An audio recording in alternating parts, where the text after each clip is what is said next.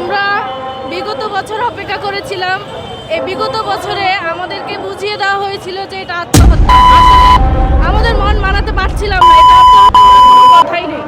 সালমান শাহ মানে কি একজন স্টাইল আইকন, আমাদের মহানায়ক।